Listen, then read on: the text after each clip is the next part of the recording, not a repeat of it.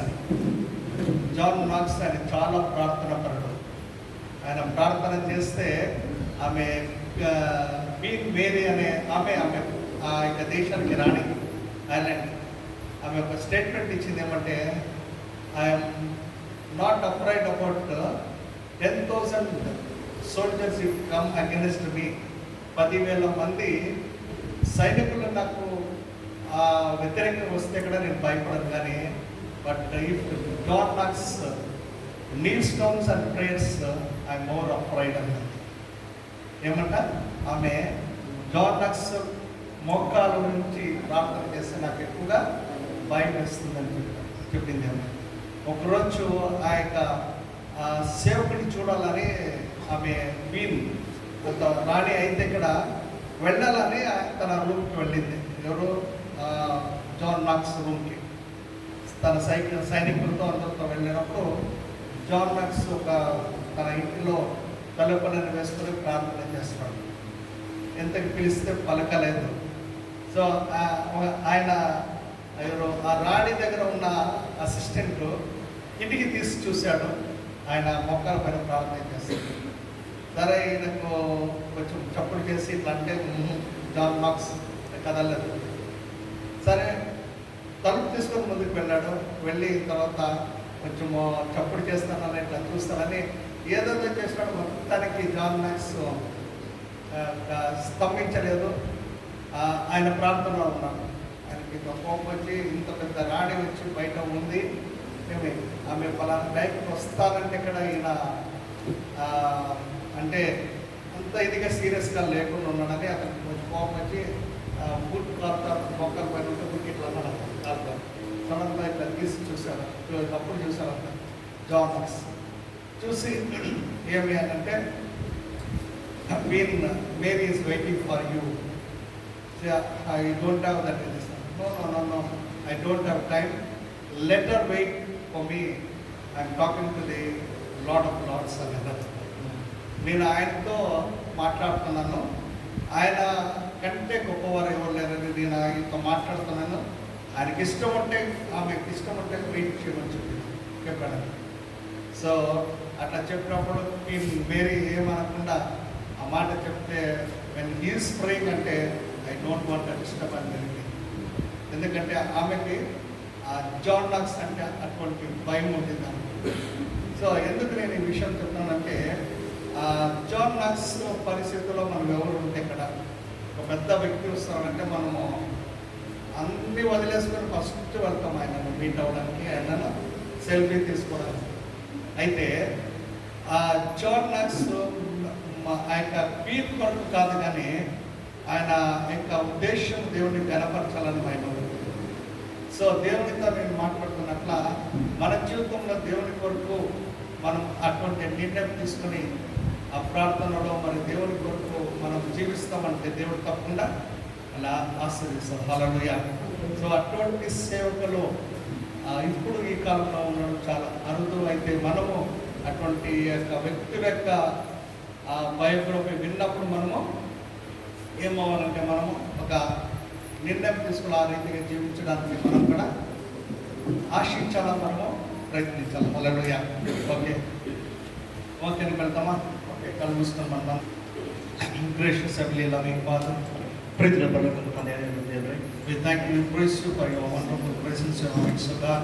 ನಮ್ಮ ಮಧ್ಯೆ ಅದ್ಭುತವಾದ ನಿನ್ನ ಸನ್ನಿಧಾನಕ್ಕಾಗಿ ಸ್ತೋತ್ರ ಸಲ್ಲಿಸುತ್ತೇವೆ. Lord, as we are worshiping, O God, ನಾನು ಆರಾಧಿಸುತ್ತೇವೆ. you came down with your majesty and power, O God. ಕರ್ತನೇ, ನಿನ್ನ ವೈಭವದೊಡನೆ ಸ್ವಾಮಿ, good God, ನೀವು ಒಳ್ಳೆ ದೇವರಾಗಿದ್ದೀರಿ. you are God who loves us, Master. ನಮ್ಮನ್ನು ಪ್ರೀತಿಸುವ ಕರ್ತನಾಗಿದ್ದೀರಿ. Many times we don't recognize your presence and your loving kindness towards us. ಅನೇಕ ಸಾರಿ ನಾವೇ ಕರ್ತನೆ ನಮ್ಮ ಕಡೆಗೆ ನೀವು ಇರುವ ನಿನ್ನ ಪ್ರೀತಿಯನ್ನು ಗುರುತಿಸಲಾರದೆ ಹೋಗ್ತಾ ಇದ್ದೇವೆ. But help us always to recognize your presence in our midst, O God. ಯಾವಾಗ ನಮ್ಮ ಮಧ್ಯೆ ಸನ್ನಿಧಾನವನ್ನು ಗುರುತಿಸುವಂತೆ ನಮ್ಮೆಲ್ಲರಿಗೆ ಸಹಾಯ ಮಾಡಲು. Lord, when we honor you, ನಾವು ನಿನ್ನನ್ನು ಗೌರವಿಸುವಾಗ you will honor us, O God. ನೀನು ನಮ್ಮನ್ನು ಘನಪಡಿಸುವಾಗ. From the life of John Knox, O God, John Knox ಆತನ ಜೀವನದ ಮೂಲಕ he never feared any worldly people, O God. ಆತನು ಈ ಲೋಕದ ಯಾವ ಜನರಿಗೂ ಭಯಪಡಲಿಲ್ಲ. Not even he paid the queen, ರಾಣಿಯೂ ಸಹ ಆತನು ಕರ್ತನ ಗಮನಿಸಲಿಲ್ಲ. but he was giving honor and he was giving praise to your name, O God. ಆದರೆ ದೇವರೇ ನಿನಗೆ ಆತನ ಘನತೆಯನ್ನು ಸಲ್ಲಿಸುವವನಾಗಿದ್ದಾನೆ. So because he has honored you ಆತನು ನಿನ್ನನ್ನು ಘನಪಡಿಸಿದ and you used him mightily, God. ಮಹಿಮಕರವಾಗಿ ಆತನು ಉಪಯೋಗಿಸಿದೆಯಪ್ಪ. So tonight, Lord Master, ರಾತ್ರಿ ವೇಳೆ ಕರ್ತನೆ help us to realize in our life, O God. ಜೀವಿತ ಗ್ರಹಿಸುವಂತೆ ಸಹಾಯ ಮಾಡು. Lord, help us to give glory to your name and to honor you and to give more place in our heart to you, O God. ನಾವು ಸ್ವಾಮಿ ನಿನ್ನ ಯಾವಾಗಲೂ ಘನಪಡಿಸುವವರಾಗಿ ಘನತೆ ಸಲ್ಲಿಸುವವರಾಗಿ ಹೃದಯದ ಹೆಚ್ಚಿನ ಸ್ಥಾನ ನಿನಗೆ ಕೊಡುವಂತೆ ಸಹಾಯ ಮಾಡು. So Master, I will thank you, praise you, Lord, for such kind of people, O God. ಅಂತ ಜನರಿಗಾಗಿ ದೇವಾಲಯಕ್ಕೆ ಸ್ತೋತ್ರ ಸಲ್ಲಿಸುತ್ತೇವೆ. Father, as we are waiting upon you, God, ಸ್ವಾಮಿ ಸಣ್ಣ ವಾಕ್ಯಕ್ಕೆ Lord, you speak to us. ನಮ್ಮೊಟ್ಟು ನೀನು ಮಾತು You have eternal words, O God. ನಿತ್ಯ ಕೂಡ ಮಾತು ನಿನ್ನಲ್ಲಿ ಉಂಟು. Master, tonight you increase us. ಕರ್ತನೆ ರಾತ್ರಿ ವೇಳೆ Whatever you wanted to speak to us, ನಮ್ಮೊಟ್ಟಿಗೆ ನೀನು ಮಾತು ಬಯಸ್ತಾ ಇದ್ದೀವಿ ಸ್ವಾಮಿ. you speak to us. ನೀನು ಒಟ್ಟಿಗೆ ಮಾತನಾಡು I ಕರ್ತನೆ. believe today you are going to increase in all of us, O God. ನಮ್ಮನ್ನೆಲ್ಲರೂ ಉತ್ತೇಜನಗೊಳಿಸುವುದಕ್ಕಾಗಿ ನಿನಗೆ ಸ್ತೋತ್ರ I ಮಾಡು. bring everyone under the subjection of the Holy Spirit. ಪ್ರತಿ ಆಲೋಚನೆ ಪವಿತ್ರಾತ್ಮ ಅದಕ್ಕೆ ಒಳಪಡಿಸ್ತೇನೆ. Coming against every principalities, powers of the darkness, ಲೋಕ ಅಂಧಕಾರ ಶಕ್ತಿ ವಿರುದ್ಧವಾಗಿ ನಿಲ್ತಾ possessing your promises in Jesus' name I pray. ಕರ್ತನೆ ವಾಗ್ದಾನ ಸ್ವತಂತ್ರಿಸಿಕೊಂಡವರಾಗಿ ಕರ್ತನೆ ಯೇಸುವಿನ ಹೆಸರಿನಲ್ಲಿ ಪ್ರಾರ್ಥಿಸುತ್ತೇವೆ ತಂದೆ. Amen. Hallelujah. Hallelujah. So let's turn our Bibles to Psalm chapter 3. ಕೀರ್ತನೆ ಗ್ರಂಥಕ್ಕೆ ನಾವು ಸಂಸದರಿಗೆ ಕೀರ್ತನೆ ಗ್ರಂಥಕ್ಕೆ ಮೂರನೇ ಅಧ್ಯಾಯ ಮೂರನೇ ಕೀರ್ತನೆ Psalm chapter 3. ಕೀರ್ತನೆ 3 It's a wonderful psalm. ಬಹಳ ಅದ್ಭುತವಾಗಿರುವ ಕೀರ್ತನೆ ಇದಾಗಿದೆ. But many of the psalms we know that King David has written. ಅದರ ಮೇಲೆ ಅನೇಕರಿಗೆ ಗೊತ್ತಿದ್ದು ಏನಂತಂದ್ರೆ ಕೀರ್ತನೆಗಳ ಹೆಚ್ಚಿನ ಭಾಗ ದಾವೀದನು ಬರೆದವನಾಗಿದೆ. So I don't know how many of you read these psalms daily or remember this by heart these psalms. ನಿಮ್ಮಲ್ಲಿ ಎಷ್ಟು ಜನ ದಿನನಿತ್ಯವೂ ಕೂಡ ಕೀರ್ತನೆ ಭಾಗವನ್ನು ಅಭ್ಯಾಸ ರೂಢಿ ಮಾಡ್ಕೊಂಡಿದ್ದೀರಿ ಮತ್ತು Because down, when you are down, ಯಾಕಂದ್ರೆ ನೀವು ನಿರಾಶೆಯಲ್ಲಿ ಕುಗ್ಗಿ when ಹೋಗಿರ್ಬೇಕಾದ್ರೆ you are having some problem in your life, ಅಥವಾ ನಿಮ್ಮ ಜೀವನದಲ್ಲಿ ಯಾವ್ದಾದ್ರು ಸಮಸ್ಯೆ ತೊಂದರೆ ಇರೋದಾದ್ರೆ many of us will turn to psalms. ನಾವೆಲ್ಲ ಅನೇಕರು ಏನ್ ಮಾಡ್ತೀವಿ ಅಂತಂದ್ರೆ ನಮ್ಮ ಫಲಕ್ಕೋಸ್ಕರ ಕೀರ್ತನೆ ಭಾಗವನ್ನು ನಾವು ಓದ್ತಾ ಇರ್ತೇವೆ. So it encourages us.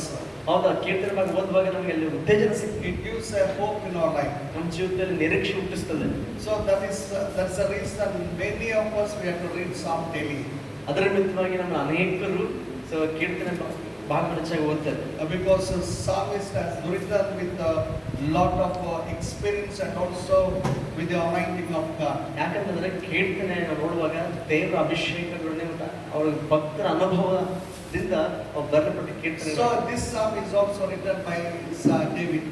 ಈ ಕೀರ್ತನೆ ಸಹ ದಾವೀದನಿಂದಲೇ ರಚಿಸಲ್ಪಟ್ಟ ಕೀರ್ತನೆ. So many psalms has written, most of the psalms written by King David. ಅನೇಕ ಕೀರ್ತನೆಗಳು ನಾವು ಕೀರ್ತನೆಗಳು ನೋಡ್ತಾ ಇದ್ದ ಗ್ರಂಥದಲ್ಲಿ ಅದ್ರ ಹೆಚ್ಚಿನ ಕೀರ್ತನೆಗಳು ದಾವೀದನ ಮೂಲಕ ರಚಿಸಲ್ಪಟ್ಟಿವೆ. About 70 to 75 I remember. ಬಹುಶಃ 70 ರಿಂದ 75 ಕೀರ್ತನೆಗಳು. So it is written by King David. ಇಷ್ಟು ಕೀರ್ತನೆಗಳು ಅರಸನಾದ ದಾವೀದನಿಂದಲೇ ಬರೆಯಲ್ಪಟ್ಟಿವೆ. And the Psalm 3 is written by David when he was he fled from the presence of Absalom. ಈ ಒಂದು ಮೂರನೇ ಕೀರ್ತನೆ ಯಾವಾಗ ರಚಿಸಲ್ಪಡ್ತಂತಂದ್ರೆ ದಾವೀದನಿಂದ ಆತನು ತನ್ನ ಮಗನ ಅಬ್ಷಾಲೋಮನ ಒಂದು ದಾಳಿಗೆ ತಪ್ಪಿಸಿಕೊಳ್ಳಿಕ್ಕೆ ಓಡಿ ಹೋಗಿರುವಂತ ಸಂದರ್ಭದಲ್ಲಿ ರಚಿಸಲ್ಪಟ್ಟ ಕೀರ್ತನೆ. I don't know how many of you know that who is Absalom. ನಿಮ್ಮಲ್ಲಿ ಎಷ್ಟು ಜನಕ್ಕೆ ಈ ಅಬ್ಷಾಲೋಮ್ ಯಾರು ಗೊತ್ತಿದೆ ನನಗೆ ಗೊತ್ತಿಲ್ಲ. Absalom is his own son.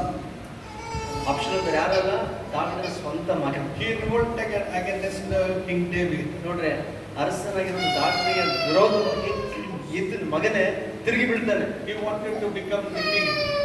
ಕಾರಣ ಅಂದ್ರೆ ಆತನು ರಾಜನಾಗಬೇಕೆಂಬುದಾಗಿ ಬಯಸಿ. So he revolted against King David. ಅದರಿಂದ ರಾಜನಾಗಿರ್ತಕ್ಕಂಥ ದಾವೀದನಿಗೆ ವಿರೋಧವಾಗಿ ಈತನು ತಿರುಗಿ ಬೀಳ್ತಾನೆ. So that's why King David has to run away from Absalom. ಅದಕ್ಕೋಸ್ಕರ ದಾವೀದ ಈ ಅಬ್ಷಾಲೋಮನಿಂದ ಓಡಿ ಹೋಗ್ಬೇಕಾಯ್ತು, ತಪ್ಪಿಸ್ಕೊಳ್ಳೋದು. Because he doesn't want to have a bloodshed. ಯಾಕಂತಂದ್ರೆ ಒಂದು ವೇಳೆ ದಾವೀದ ಕೂಡ ಎದುರು ನಿಂತರೆ ಖಚಿತವಾಗಿ ಅವರಿಬ್ಬರು ಮಧ್ಯೆ ಯುದ್ಧ ನಡೆದು ಅನೇಕ ರಕ್ತಪಾತ ಆಗುತ್ತದೆ. ದಾವೀದನಿಗೆ ಇಷ್ಟ ಇರಲಿಲ್ಲ. And also his own son. ಅಷ್ಟು ಮಾತ್ರ ಅಲ್ಲ, ಅದು ನೋಡ್ತಾ ಇದ್ರೆ ತನಗೆ ಶತ್ರುವಾಗಿ ನಿಂತಿರೋನು ಸ್ವಂತ ಮಗ Absalom. So he was under a lot of tension and also in fear. ಅದಕ್ಕೋಸ್ಕರ ಈಗ ಕ್ಷಮಿಸಿ ದಾವೀದನಲ್ಲಿ ಅಬ್ಷಾಲೋಮ್ ವಿಷಯ ಕುರಿತಾಗಿ ಗೊಂದಲ ಇದೆ ಮತ್ತು ಬಹಳಷ್ಟು ಭಯನೂ ಇದೆ. So this psalm starts with a lot of anxiety. ಮತ್ತೆ ಈ ಒಂದು ಕೀರ್ತನೆ ಗಮನಿಸಿದ್ರೆ ಪ್ರಾರಂಭದಲ್ಲಿ ಒಂದು ರೀತಿಯ ಬಹಳ ರೀತಿಯ ವಿಚಾರತೆಯಿಂದ ಪ್ರಾರಂಭವಾಗುತ್ತೆ. And the psalm starts with the problem. ಅದು ಸಮಸ್ಯೆಯೊಂದಿಗೆ ತನಗಿರುವ ಸಮಸ್ಯೆಯೊಂದಿಗೆ ಕೀರ್ತನೆ ಪ್ರಾರಂಭವಾಗುತ್ತೆ. And he was in a very, what you call it, in a downtrodden, in a very deep, he was spiritually and physically down. He was down when he has written this psalm. ಮತ್ತೆ ಈ ಕೀರ್ತನೆ ಬರುವ ವೇಳೆಯಲ್ಲಿ ಭಕ್ತನ ಒಂದು ಹಾದು ಹೋಗಿರುವಂತ ಪರಿಸ್ಥಿತಿ ಎಷ್ಟು ಕುಗ್ಗಿ ಹೋಗಿದ್ದಾನೆ, ಎಷ್ಟು ಬಾಧಲಿದ್ದಾನೋ ಅದು ವ್ಯಕ್ತವಾಗ್ತದೆ. And the psalm starts with the problem. ಒಂದು ಸಮಸ್ಯೆಯಿಂದ ಈ ಒಂದು ಕೀರ್ತನೆ ಪ್ರಾರಂಭವಾಗುತ್ತೆ. And also we see that how he was dependent upon God, how victory came in his life.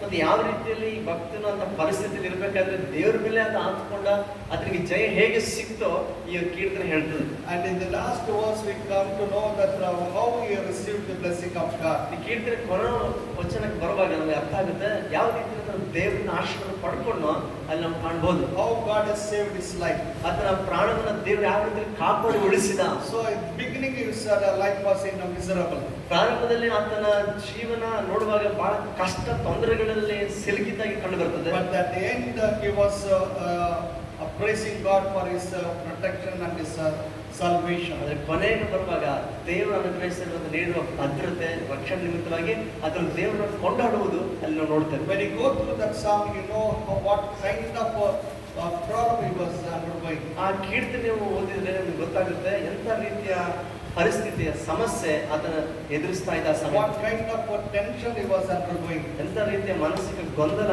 ಆ ಒಂದು ಆಂದೋಲನ ಆತನ ಮನಸ್ಸಲ್ಲಿ ಇತ್ತು ನೋಡ್ತೇವೆ. And number one, and the first verse we see, Lord, how are they increased that trouble me? Many are they that rise up against me. ಮೊದಲ ವಚನ ನೋಡೋಣ. ಯೆಹೋವನೇ, ನನ್ನ ವಿರೋಧಿಗಳು ಎಷ್ಟೋ ಹೆಚ್ಚಾಗಿದ್ದಾರೆ, ನನಗೆ ವೈರಿಗಳಾಗಿ ನಿಂತವರು ಬಹಳ ಮಂದಿ. So here David was telling to the Lord, Lord, how many problems I am facing today. ನೋಡ್ರಿ, ಇಲ್ಲಿ ದಾವೀದನ ದೇವರ ಮುಂದೆ ಅದನ್ನ ಹೇಳ್ತಾ ಇದ್ದಾನೆ, ಸ್ವಾಮಿ ನನ್ನ ಜೀವಿತದಲ್ಲಿ ಇವತ್ತು ಎಷ್ಟು ಮಟ್ಟಿಗೆ ಸಮಸ್ಯೆನ ನಾನು ಶತ್ರುಗಳ ಬಾಧೆ ಎದುರಿಸ್ತಾ ಇದ್ದೇನೆ. So here the enemies are not outsiders. ಇಲ್ಲಿ ಗಮನಿಸಿದ್ರೆ ದಾವೀದನಿಗೆ ವಿರೋಧವಾಗಿ ಇದ್ದಂತ ಶತ್ರುಗಳು ಹೊರಗಿನವರಲ್ಲ.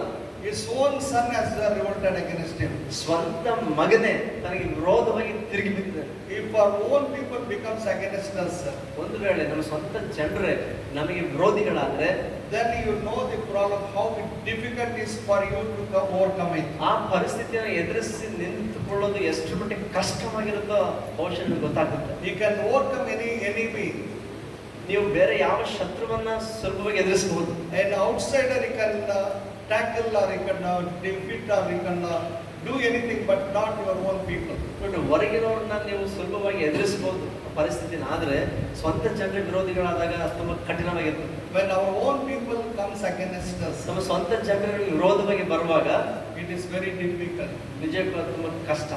Nowadays the devil is trying to disturb and also bring problems in the family rather than anything else. ನೋಡಿ, ಈ ದಿನಗಳಲ್ಲಿ ಸೈತಾನ ಏನ್ ಮಾಡ್ತಾನೆ ಅಂತಂದ್ರೆ ಕುಟುಂಬಗಳನ್ನು ನಾಶಪಡಿಸೋದಕ್ಕೋಸ್ಕರ ಸಮಸ್ಯೆಗಳನ್ನ ತಂದು ಹಾಕ್ತಾ ಇದ್ದಾನೆ.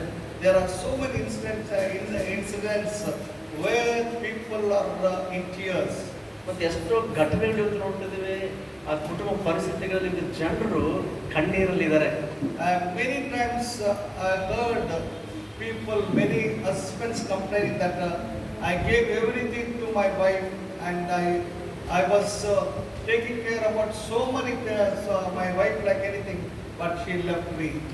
ಅನೇಕ ಗಂಡಂದ್ರು ಈ ತರ ಹೇಳೋರಾಗಿ ಒಂದು ಸಮಸ್ಯೆ ತೋಡ್ಕೊಂಡು ಏನಂದ್ರೆ ನನ್ನ ಹೆಂಡತಿಗೆ ಬೇಕಾಗಿದೆ ಎಲ್ಲ ಒದಗಿಸಿಕೊಟ್ಟೆ, ಏನೆಲ್ಲ ಕಾಳಜಿ ವಹಿಸಿ ನೋಡ್ಕೊಂಡೆ, ಆದ್ರೆ ಇವತ್ತು ನನ್ನ ಹೆಂಡತಿನ ಜೊತೆಲಿಲ್ಲ, ನನ್ನ ಬಿಟ್ಟು ಹೊರಟೋಗ್ಬಿಟ್ಟಿದ್ದಾಳೆ. And there are some women telling that my husband hated and he left me because he wanted to have a life with somebody else. ಮತ್ತೆ ಇನ್ನು ಕೆಲವು ಹೆಂಡತಿಯರು ಈ ತರ ಸಮಸ್ಯೆನ ಅವರು ಬಾಧೆಯನ್ನು ಹೇಳ್ಕೊಳ್ಳೋರಾಗಿದ್ದಾರೆ. ಏನಂತಂದ್ರೆ ನನ್ನ ಗಂಡ ಬೇರೆ ಜೊತೆಗೆ ಸಂಬಂಧ ಇಟ್ಕೊಂಡು ನನ್ನ ಬಿಟ್ಟು ಒಂಟಿ ಮಾಡಿ ಹೋಗ್ಬಿಟ್ಟಿದ್ದಾನೆ. And there are some children who left the old parents without taking care. ಕೆಲವು ನೋಡ್ತೇವೆ ತಂದೆ ತಾಯಿಗಳು ವಯಸ್ಸು ವೃದ್ಧಾಪ್ಯ ಬಂದಾಗ ಮಕ್ಕಳು ಅವ್ರನ್ನ ನೋಡ್ಕೊಳ್ಳದೆ ಅವ್ರನ್ನ ಬೀದಿ ಪಾಲು ಮಾಡಿದ್ದಾರೆ. And sometimes people, the old people, they are crying and they don't have any help from anybody. ಕೆಲವು ಸಾರಿ ನೋಡುವಾಗ ಆ ವೃದ್ಧಾಪ್ಯದಲ್ಲಿ ಆ ಪರಿಸ್ಥಿತಿಯಲ್ಲಿ ಅವರು ಯಾವ ಸಹಾಯ ನಿಸ್ಸಹಾಯಕ ಪರಿಸ್ಥಿತಿಯಲ್ಲಿ ಸಹಾಯಕ್ಕೋಸ್ಕರ ಮೊರೆ ಇಡ್ತಾ ಇದ್ದಾರೆ. So there are so many things happening in the Christian families also. ನೋಡ್ರಿ, ಹೀಗೆ ನಾವು ಗಮನಿಸಿದ್ರೆ ಕ್ರೈಸ್ತ ಕುಟುಂಬಗಳು ಕೂಡ ಇವತ್ತು ಅನೇಕ ಸಮಸ್ಯೆಗಳು ಜನರು ಎದುರಿಸ್ತಾ ಇರೋದು ನಮಗೆ ಗೊತ್ತಾಗ್ತದೆ.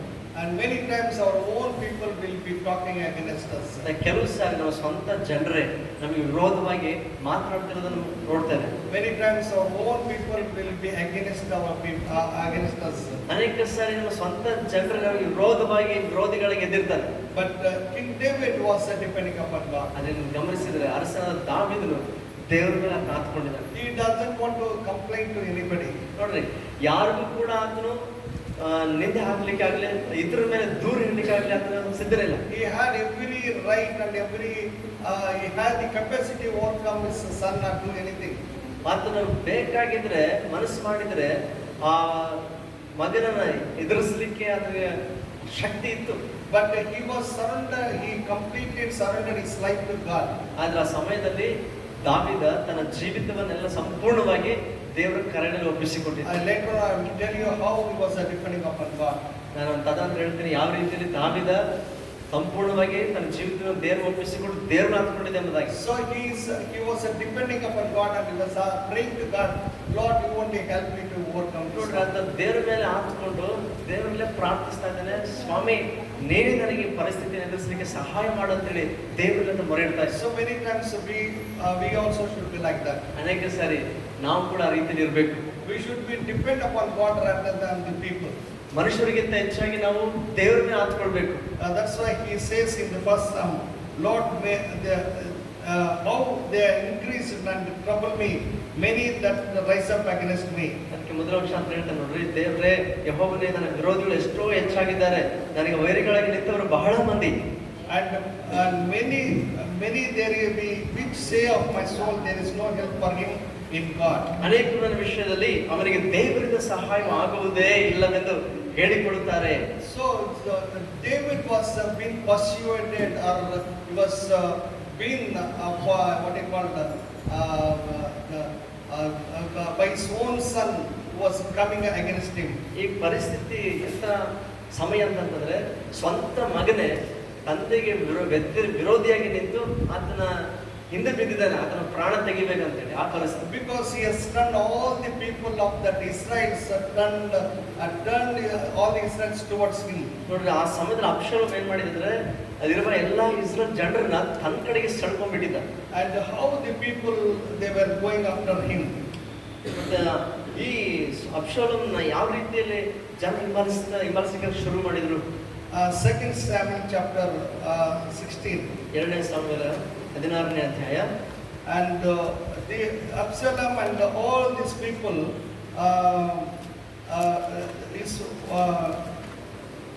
and his friends, they became one and they were wanted to kill David. ನೋಡ್ರಿ, ಅಬ್ಷಾಲೋಮ್ ಜೊತೆ ಇರೋ ಸ್ನೇಹಿತರು ಕೂಡಿ ಅವರೆಲ್ಲರೂ ಕೂಡ ಒಮ್ಮನಸ್ಸಿಂದ ಇದ್ದಾರೆ. ಏನಂತಂದ್ರೆ ದಾವೀದನ್ನ ಹೇಗಾದ್ರೂ ಮಾಡಿ ಕೊಂದು ಹಾಕ್ಬೇಕು. And you see in the 2 Samuel chapter 15 and 10 verse. 2ನೇ ಸಾಮುವೇಲ 16ನೇ ಅಧ್ಯಾಯ 10ನೇ ವಚನ ನೋಡ್ತೇವೆ. But Absalom sent spies throughout all the tribes of Israel, saying, as soon as he hear the sound of the trumpet, then he shall say, Absalom reigneth in Hebron. 15ನೇ ಅಧ್ಯಾಯ 10ನೇ ವಚನ. ಅವನು ಗೂಢಾಚಾರರನ್ನು ಕಳುಹಿಸಿ ಇಸ್ರಾಯೇಲರ ಎಲ್ಲಾ ಕುಲದವರಿಗೆ, ನೀವು ತುತ್ತೂರಿಯ ಧ್ವನಿಯನ್ನು ಕೇಳುತ್ತಲೇ ಅಬ್ಷಾಲೋಮನು ಹೆಬ್ರೋನಿನಲ್ಲಿ ಅರಸನಾದನೆಂದು ಆರ್ಭಟಿಸಿರಿ ಎಂದು ಹೇಳಿಸಿದ್ದನು. And we see that David left that place. ನಾವು ಗಮನಿಸ್ತೇವೆ, ದಾವೀದನು ಆ ಸ್ಥಳವನ್ನು ಬಿಟ್ಟು ಹೊರಟೋದ. Because 12th and 13th verse we see that and the conspiracy was strong for the people, increased continually with Absalom. And there came a messenger to David saying, the hearts of the men of Israel are after Absalom. And David said unto all his servants that were with him at Jerusalem, arise and let us flee, for we shall not else escape from the Absalom. Make speed to depart, lest he overtake us suddenly and bring evil upon us and smite the city with the edge of the sword. 12ನೇ ವಚನದ 2ನೇ ಭಾಗದಿಂದ ನೋಡಿದಾಗ ನಿಮ್ಗೆ ಗೊತ್ತಾಗುತ್ತೆ, ಜನರು ಅಬ್ಷಾಲೋಮನನ್ನು ಕೂಡಿಕೊಳ್ಳುತ್ತಾ ಬಂದದ್ರಿಂದ ಒಳಸಂಚು ಬಲವಾಗುತ್ತಾ ಹೋಯಿತು. ಇಸ್ರಾಯೇಲರ ಮನಸ್ಸು ಅಬ್ಷಾಲೋಮನ ಕಡೆಗೆ ತಿರುಗಿಕೊಂಡಿದ್ದ ವರ್ತಮಾನವು ದಾವೀದನಿಗೆ ಮುಂಚಿದಾಗ ಅವನು ಯೆರೂಸಲೇಮಿನಿಂದ ತನ್ನ ಸೇವಕರಿಗೆ, ಹೇಳಿರಿ, ಓಡಿ ಹೋಗೋಣ, ಇಲ್ಲೇ ಇದ್ದರೆ ನಾವು ಅಬ್ಷಾಲೋಮನ ಕೈಯಿಂದ ತಪ್ಪಿಸಿಕೊಳ್ಳಲಾರೆವು, ಬೇಗ ಹೊರಡೋಣ, ಅವನ ಅಕಸ್ಮಾತ್ ನಮ್ಮ ಮೇಲೆ ಬಿದ್ದು ನಮಗೆ ದುರ್ಗತಿಯುಂಟು ಮಾಡಿ ಪಟ್ಟಣದವರೆಲ್ಲ ಕತ್ತಿಯಿಂದ ಸಂಹರಿಸಾನು ಎಂದು ಹೇಳಿದರು. So here we see that David doesn't want to attack Absalom. ಇಲ್ಲಿ ನಾವು ಗಮನಿಸಿದ್ರೆ ದಾವೀದ ಅಬ್ಷಾಲೋಮನ ವಿರುದ್ಧವಾಗಿ ಪ್ರತಿದಾಳಿ ಮಾಡಬೇಕೆಂಬುದು ಬಯಸ್ತಾ ಇಲ್ಲ. And he was fleeing away from the presence of Absalom. ನೋಡಿದ ತಪ್ಪಿಸ್ಕೊಳ್ಳಿಕ್ಕೆ ದಾವೀದ ಆ ಸ್ಥಳದಿಂದ ಬೇರೆ ಕಡೆಗೆ ಹೊರಟು ಹೋಗೋ ಪ್ರಯತ್ನ ಮಾಡ್ತಾರೆ. Because he knows that attack definitely suddenly he will attack and he will kill him. ಯಾಕಂದ್ರೆ ಈಗ ದಾವೀದಕ್ಕೆ ಬಹಳ ಖಚಿತವಾಗಿ ಗೊತ್ತಾಗ್ತಾ ಇದೆ, ಅಬ್ಷಾಲೋಮನ ಈ ಸಮಯದಲ್ಲಿ ನಾವು ಇಲ್ಲಿದ್ರೆ ನಮ್ಮನ್ನೆಲ್ಲ ದಾಳಿ ಮಾಡಿ ನಮ್ಮನ್ನ ಎಲ್ಲರೂ ಸಂಹಾರ ಮಾಡ್ಬಿಡ್ತಾರೆ. But David had a faith in God. ಆದ್ರೆ ದಾವೀದನಿಗೆ ದೇವರ ನಂಬಿಕೆ ಇತ್ತು. And 25th verse he says a very beautiful thing to and the king said unto Zadok, carry back the ark of God into the city. If I shall find favor in the eyes of the Lord, he will bring me again and shew me both it and the habitation. 25 ನಿಮಿಷ ನೋಡೋಣ. ಅರಸನು ಚಾದೋಕನಿಗೆ, ನೀನು ದೇವರ ಒಡಂಬಡಿಕೆ ಮಂಜೂಷವನ್ನು ಹಿಂತಿರುಗಿ ತೆಗೆದುಕೊಂಡು ಹೋಗು. ಯೆಹೋವನ ದೃಷ್ಟಿಯಲ್ಲಿ ನನಗೆ ದಯೆ ದೊರಕಿದರೆ ನಾನು ಆತನನ್ನು ಆತನ ಆಲಯವನ್ನು ನೋಡುವ ಹಾಗೆ ತಾನೇ ನನ್ನನ್ನು ಹಿಂದಕ್ಕೆ ಬರಮಾಡುವನು. And has David fled from that place? ನೋಡಿ, ದಾವೀದ ಆ ಸ್ಥಳದಿಂದ ಹೊರಟು ಹೋಗ್ತಿರ್ಬೇಕಾದ್ರೆ and we see that there are some people who were cursing and they were talking against David. ನಾನು ಗಮನಿಸಿದರೆ ದಾವೀದನಿಗೆ ವ್ಯತಿರೇಕವಾಗಿ ಕೆಲವರು ಎದ್ದು ಸ್ವಂತ ಜನರೇ ದಾವೀದನನ್ನ ಮನಸ್ಸು ಬಂದಂತೆ ಶಪಿಸ್ತಾ ಇದ್ದಾರೆ. And 16th chapter and 5th verse.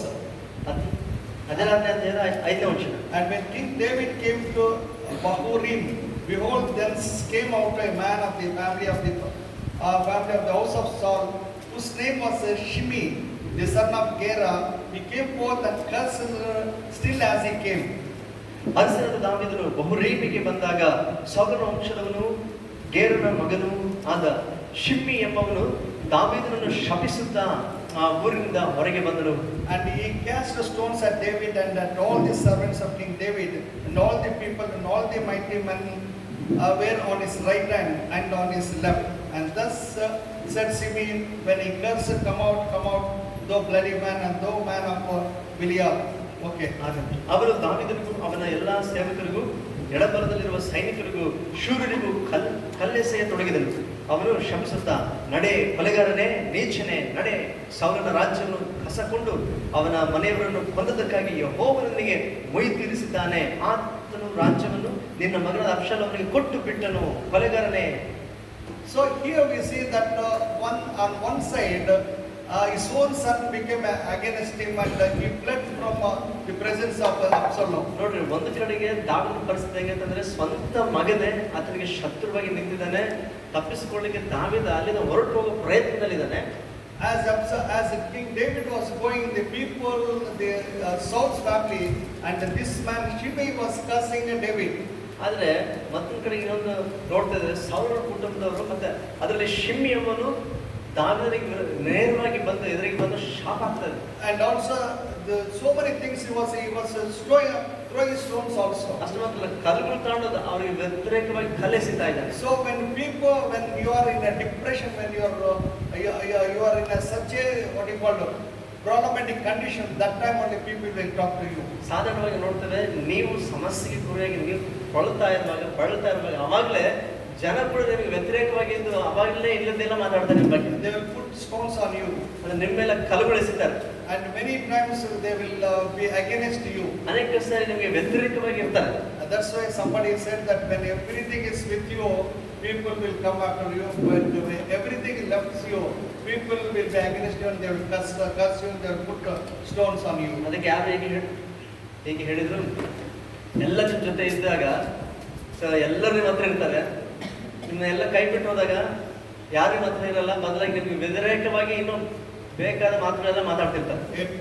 A true friend will be known when you are in calamity, when you are in poverty. ಅದ್ರ ನಿಜವಾದ ಸ್ನೇಹಿತ ಯಾವಾಗ ವ್ಯಕ್ತವಾಗ್ತಾನೆ ಅಂತಂದ್ರೆ, ನೀನು ಕಷ್ಟದಲ್ಲಿದ್ದಾಗ, ಸಮಸ್ಯೆಯಲ್ಲಿರುವಾಗ ನಿನಗೆ ಸಹಾಯ ಮಾಡ್ತಾನಲ್ಲ, ಅವಾಗ ನಿಜವಾದ ಸ್ನೇಹಿತ ಗೊತ್ತಾಗುತ್ತೆ. Many times people will honor you, will praise you when you're having a position, money or something else. But when you don't have anybody, nobody will care you. ಸಾಧಾರಣವಾಗಿ ನನಗೆ ಸ್ಥಾನ ಮಾನ ಅಧಿಕಾರ ಪದವಿ ಇದ್ದಾಗ ಜನರ ಕುರಿತು ಹೊಗಳ್ತಾರೆ, ಮಾತನಾಡ್ತಾರೆ, ಹಚ್ಕೊಳ್ತಾರೆ. ಆದರೆ ಏನಿಲ್ಲ ಪರಿಸ್ಥಿತಿಯಲ್ಲಿ ಯಾರು ಹಚ್ಕೊಳ್ಳಲ್ಲ, ಮಾತಾಡಲ್ಲ. But you are living a truthful life and a honest life in the sight of God. ಆದರೆ ನೀನು ದೇವರ ದೃಷ್ಟಿಯಲ್ಲಿ ಯಥಾರ್ಥತೆಯಿಂದ ಪ್ರಾಮಾಣಿಕತೆಯಿಂದ ನೀನು ಜೀವಿಸುವುದಾದ್ರೆ, And also people also know that what you are living a life. ಮತ್ತು ಜನ ಕೂಡ ನೀನು ಯಾವ ರೀತಿ ಜೀವಿಸ್ತದೆಯೋ ಅವರು ಕೂಡ ಕಂಡುಕೊಳ್ತಾರೆ. But even then people will talk against you. ಆದರೂ ಕೂಡ ನಿನಗೆ ವ್ಯತಿರೇಕವಾಗಿ ಜನರು ಮಾತನಾಡ್ತಾರೆ. Because you don't have money or power or anything, position. ಯಾಕಂದ್ರೆ ನಿನ್ನ ಹತ್ರ ಹಣ ಇಲ್ಲ, ಸ್ಥಾನ ಇಲ್ಲ, ಒಂದು ಪದವಿ ಇಲ್ಲ. But that is the nature of man. ಅದು ಮನುಷ್ಯನ ಒಂದು ಸ್ವಭಾವ. But King David had that experience, bitter experience in his ನೋಡ್ರಿ, life. ಇಲ್ಲಿ ದಾವಿದೆಲ್ಲ ಕಳ್ಕೊಂಡಿದ್ದಾನೆ. ಇವಾಗ ಈ ಪರಿಸ್ಥಿತಿ, ಈ ಕಹಿಯಾದ ಅನುಭವ ದಾವಿದನಿಗೆ ಆಗ್ತಾ ಇದೆ. But David can come against these people who could have done anything. ಒಂದು ವೇಳೆ ದಾವಿದ ಮನಸ್ಸು ಮಾಡಿದ್ರೆ ತನ್ನ ಶಕ್ತಿ ತೋರಿಸಿ ಇವ್ರಿಗೆ ವ್ಯತಿರೇಕವಾಗಿ ನಿಲ್ಬಹುದಾಗಿತ್ತು. And also we see in the following verse that the followers of David, they were telling, give permission, we'll go and kill that man. ನೋಡ್ರಿ, ಮುಂದೆ ವಚನ ಗಮನಿಸಿದ್ರೆ ಗೊತ್ತಾಗುತ್ತೆ. ದಾವಿದನ ಜೊತೆ ಅವ್ರು ಯಾರು ಜೊತೆಗಿದ್ರು ಅವರಿಗೆ ಸಿಟ್ಟು ಬಂದು ದಾವಿದನಿಗೆ ಕೇಳ್ತಾ ಇದ್ದಾರೆ, ನನಗೆ ಒಂದು ಸಾರಿ ನನಗೆ ಅನುಮತಿ ಕೊಡು, ಅವನಿಗೆ ಯಾರು ಶಾಪ ಕೊಡ್ತಾರಲ್ಲ ಅವನಿಗೆ ಹೋಗಿ ಅವನ್ನ ಕೊಂದು ಹಾಕಿಬಿಡ್ತೀವಿ ಅಂತ ಅವ್ರಿಗೆ ರೋಷ ಬಂದಿದೆ. And Abishai, the captain of King David, ದಾವಿದನ ಸೈನ್ಯದ ಒಂದು ನಾಯಕ, ಸೇನಾಧಿಕಾರಿ ಹೇಳ್ತಾ ಇದೆ ನೋಡಿ. and the 9th verse we see that said Abishai the son of Zeruiah unto the king, why should this dead dog curse my lord the king? Let me go over, I pray thee, and take off his head. 9ನೇ ವಚನ. ಆಗ ಚೆರೂಯನ ಮಗನಾದ ಅಭಿಷೇಕು ಅರಸನಿಗೆ, ಈ ಸತ್ತ ನಾಯಿ ಅರಸನಾದ ನನ್ನ ಒಡೆಯನನ್ನು ಶಪಿಸುವುದೇನು? ಅಪ್ಪಣೆಯಾಗಲಿ, ನಾನು ಅವನಿರುವಲ್ಲಿಗೆ ಹೋಗಿ ಅವನ ತಲೆ ಹಾರಿಸಿಕೊಂಡು ಬರುವೆನು ಅಂದನು. But see how David responded. ಆದ್ರೆ ನೋಡ್ರಿ, ದಾವಿದ ಆ ಸಮಯದಲ್ಲಿ ಯಾರಿಗೆ ಪ್ರತಿಕ್ರಿಯಿಸ್ತಾ ಇದ್ದಾನೆ. And immediately he was telling to Abishai, ತಕ್ಷಣ ಅಭಿಷೇಕ ದಾವಿದನ ಹೇಳ್ತಾ ಇದ್ದಾನೆ, ಅರಸನ ಹೇಳ್ತಾ ಇದ್ದಾನೆ, and let him alone and let him curse, for the Lord hath bidden him. 11th verse. ಇಲ್ಲ, ಕನ್ನಡ 10ನೇ ವಚನ. ಚೆರೂಯನ ಮಕ್ಕಳೇ, ನನಗೆ ನಿಮ್ಮ ಗೊಡವೆಯೇ ಬೇಡ, ಬಿಡಿರಿ, ಅವನು ಶಪಿಸಲಿ. ದಾವೀದನನ್ನು ಶಪಿಸೆಂದು ಯೆಹೋವನೇ ಅವನಿಗೆ ಆಜ್ಞಾಪಿಸಿದ ಮೇಲೆ ನೀವು See how David was telling. ನೋಡಿ, ಇಲ್ಲಿ ದಾವೀದ ಯಾವ ರೀತಿ ಪ್ರತಿಕ್ರಿಯಿಸ್ತಾ ಇಲ್ಲ. Let him curse because God only has allowed him. ದೇವರೇ ಅನುಮತಿಸಿದ್ದಾನೆ ಶಪಿಸಲಿಕ್ಕೆ ನನ್ನನ್ನು. ಹೀಗಿರ್ಬೇಕಾದ್ರೆ ಅವನು ತಡೆಯೋಕೆ ಯಾರು ಶಪಿಸಲಿ ಬಿಡು.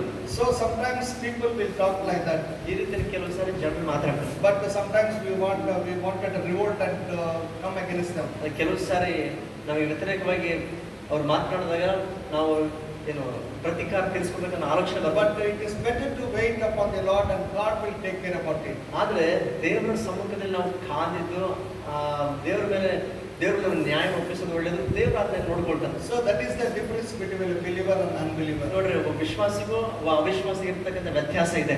So when you call to be the believer, don't take the liberty to do anything against that person. ನೀನು ವಿಶ್ವಾಸಿ ಆಗಿರೋದಾದ್ರೆ ನಿನಗೆ ವ್ಯತಿರೇಕವಾಗಿ ಬಂದಂತ ವ್ಯಕ್ತಿಗೆ ವಿರೋಧವಾಗಿ ಏನಾದರೂ ಮಾಡಬೇಕು ನಾನೇ ಹೋಗಿ ಅನ್ನುವಂತ ಅವನ ಸ್ವೇಚ್ಛೆಯನ್ನ ಬಳಸ್ಕೋಬೇಡ. But nowadays in the worldly people we see that because of their selfishness and somebody said like that, they have taken law into their hand and they have done so many things. ಅಂದ್ರೆ ಇವತ್ತು ಈ ಲೋಕದಲ್ಲಿ ಏನ್ ನಡೀತಿದೆ ಅಂತಂದ್ರೆ, ಅನ್ಯ ಜನಗಳು ಹೊರಗಡೆ ಇರ್ತಕ್ಕಂಥವ್ರು ಇದನ್ನೇ ದುರುಪಯೋಗ ಮಾಡ್ಕೊಂಡು, ಅವಕಾಶ ದುರುಪಯೋಗ ಮಾಡಿಕೊಂಡು ಕ್ರೈಸ್ತರು ಏನೂ ಮಾಡಲ್ಲ ಅಂತೇಳಿ ಅವರು unbelievers, I'm talking in general.